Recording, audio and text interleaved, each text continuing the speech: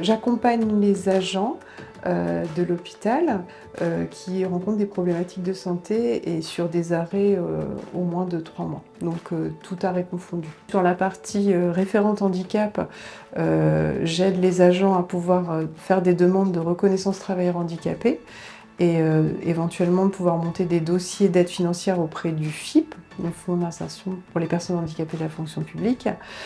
Sur cette partie-là, je travaille en collaboration avec une de mes collègues qui est rattachée aux ressources humaines et au service de santé au travail.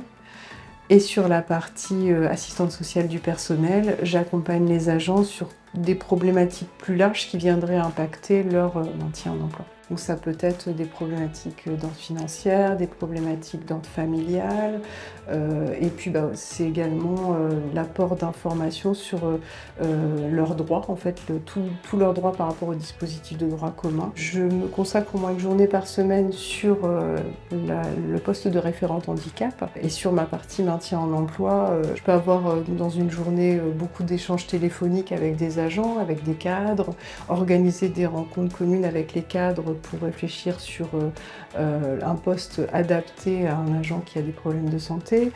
Ça peut être aussi des rencontres avec les agents, des rencontres individuelles. Ça peut être aussi des partenaires extérieurs. Je rappelle que sur mon métier d'assistante sociale du personnel, je suis soumise au respect du secret professionnel et je voulais juste préciser que la reconnaissance en la qualité de travailleur handicapé n'est pas une déclaration obligatoire auprès de l'employeur. Moi, j'ai la chance quand même d'être dans un service, le service RH, qui justement est sensibilisé et on essaie de réfléchir justement à comment est-ce qu'on peut améliorer en fait le quotidien des agents de l'hôpital.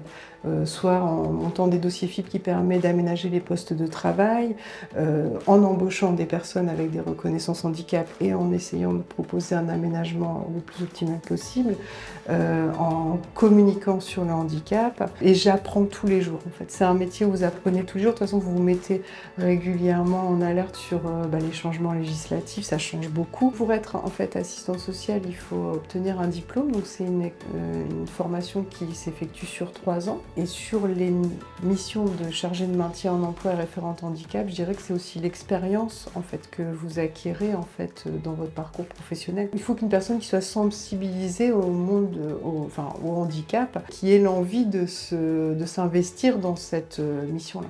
Parce que c'est une mission qui demande finalement beaucoup de temps.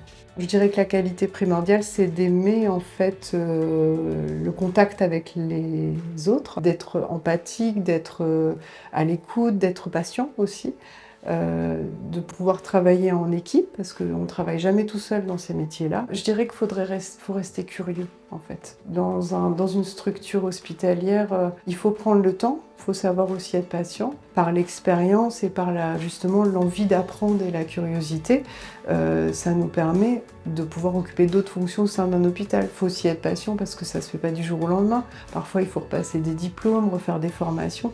Mais le but, c'est toujours rester curieux et avoir toujours l'envie, en fait. À partir du moment où on a toujours l'envie de s'investir et la curiosité, je pense que rien n'est impossible.